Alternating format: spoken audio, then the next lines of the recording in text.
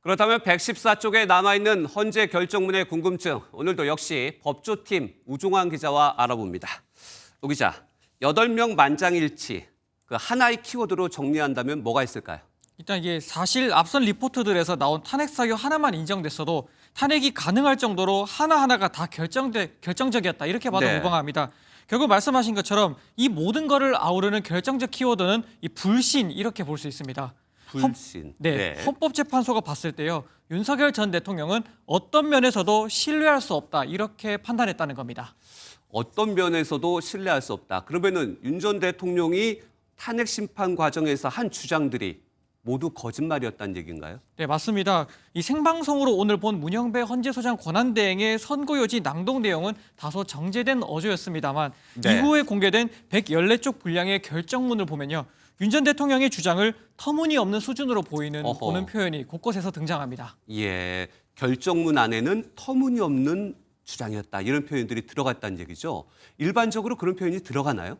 이게 윤 전 대통령이 계엄 선포 사유로 예. 부정선거 의혹이랑 중국 등의 하이브리드전 우려 이런 거를 주장을 했었습니다. 예. 여기에 대해서 헌재는 부정선거 의혹도 근거가 없지만 특히 이 하이브리드전 주장을 두고 국회에 병력을 보낸다고 해서 하이브리드전에 대응할 수 있는 게 아니지 않냐 이렇게 지적을 했습니다.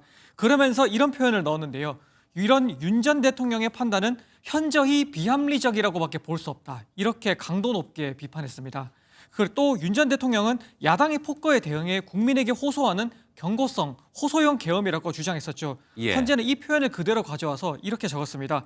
경고성 계엄, 호소형 계엄은 존재할 수 없다. 이렇게 적은 겁니다. 아하, 딱 잘라 경고성 계엄과 호소형 계엄은 존재하지 않는다. 또 윤석열 전 대통령이 신뢰할 수 없는 게 말뿐이 아니었다. 이 얘기는 무슨 얘기입니까? 이게 헌재는 윤 전 대통령의 말뿐만이 아니라요. 이 태도도 믿을 수 없기 때문에 아하. 파면해야 한다. 이렇게 판단을 한 겁니다. 이제 결정문을 보면요. 헌재는 가장 신중하게 써야 할 비상계엄을 이런 식으로 쓰는 걸 보면 윤 전 대통령이 다시 대통령으로 복귀했을 경우에 앞으로는 어떤 권한을 쓰든지 간에 국민은 윤 전 대통령에게 숨은 의도가 있는지 의심할 수밖에 없다. 이렇게 적었습니다. 대통령직으로 복귀하게 되면 뭘 하든 간에 더 이상 신뢰를 받을 수 없는 지경에 이르렀기 때문에 파면으로 얻을 이익이 더 크다. 이렇게 판단한 겁니다. 저희들이 생방송으로만 봤을 때 요지문만 들었는데 결정문 114쪽에 보면은 더한 표현들도 많이 있었다. 지금 얘기를 해주시고 계신데 그렇다면 이게 윤석열 전 대통령 대리인단의 주장이 하나도 받아들여지지 않았어요. 그러면은 전략의 실패로 봐야 될까요? 맞습니다. 적어도 법정 안에서 이 대리인단의 전략은 완전한 실패로 끝났다고 봐도 무방한 것 같습니다. 이 탄핵 심판 절차 위반부터 비상계엄 선포 요건, 포고령, 국회 장악 시도 등 모든 부분에서 대리인단이 한 주장이 받아들여지지가 않았습니다. 특히 헌재가 이 비합리적이다 이렇게 강하게 비판한 부정선거 의혹이나 하이브리드전 주장 같은 경우에 대리인단은 많은 비중을 뒀었습니다. 이런 걸 두고 법조계에서는 다소 의아하다는 반응을 많이 보였었습니다. 네, 윤 전 대통령 본인도 최고의 법 전문가인데 왜 이런 전략 실패가 나왔을까요? 이게 법조계에서는 다른 추측을 그래서 내놨었습니다. 제가 앞서 심판정 안에서의 전략이 실패했다 이렇게 말씀을 드렸잖아요. 네. 심판정 밖의 전략이 대리인단에게 따로 있었던 게 아니냐는 겁니다. 한 전직 고검장 출신 변호사는요.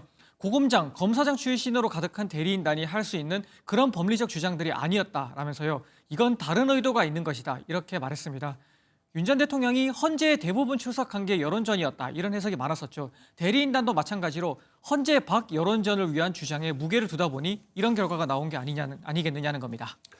지금 내용을 보면은 8대 0 그리고 결정문 내용에서도 여러 가지 그 요소들이 있었는데 궁금한 것이 그렇다면은 왜 111일간인가 끌었을까요? 뭐 좀 힌트가 있습니까? 네, 선고 결과는 만장일치였지만 그 내용을 보면은 재판관 4명이 2대2로 갈려서 대립한 부분이 있었습니다. 여기에서 재판이 지연된 힌트를 엿볼 수가 있는데요. 기억하시겠지만 탄핵 심판이 진행되는 동안에요. 가장 큰 쟁점 중에 하나가 이 검찰 진술 조서를 증거로 인정하느냐 이 부분이었습니다. 네. 대표적으로 이진우 전 수도방위 사령관이 증인으로 나왔을 때는 윤 전 대통령의 국회의원 체포 지시를 부인하는 취지로 답을 했었는데 검찰 조사에서는 인정을 했었거든요. 그 밖에도 증인으로 아예 나오지 않았던 수많은 군 관계자들이 대부분 체포 지시가 있었다고 수사기관에 진술을 했었습니다. 이에 윤 전 대통령 측은요. 탄핵 심판도 형사소송법을 준용하도록 하는 만큼 증인 신문과 반대되거나 아예 증인으로 부르지 않은 관계자들의 검찰 조서 이런 거는 증거로 쓰면 안 된다 이렇게 주장을 했었습니다. 네, 일단 결정문 내용을 그러면 종합해 보면 검찰 조서를 헌재가 좀 인정한 것 같은데요. 이를 두고 갈등은 있었다. 이렇게 저희가 확인하면 될까요? 뭐 그렇게 추측을 해볼 수 있습니다. 일단 이미선, 김영두 두 재판관은요. 탄핵 심판은 형사 재판과 다르고 탄핵 심판은 신속하게 해야 하는 만큼 증거로 쓸 수 있다 이런 보충 의견을 남겼습니다. 반면에요 김복형 조한창 재판관은 탄핵 결론에는 동의하지만 윤 전 대통령의 방어권이 어느 정도 침해된 측면이 있었다. 증거를 채택할 때는 형사 재판처럼 엄격하게 판단할 필요가 있다. 이렇게 보충 의견을 밝혔습니다. 이렇게 상반된 보충 의견들이 나란히 결정문에 적혔다는 건요. 결국 오랜 평의 과정을 거치고도 결국 합의가 되지 않은 그래서 평의가 지연된 근거다. 이렇게 볼 수 있습니다. 아하, 8대 0이지만 그 안에서는 치열한 논쟁이 있었다. 저희가 이렇게 이해를 하겠습니다. 우 기자였습니다. 고맙습니다.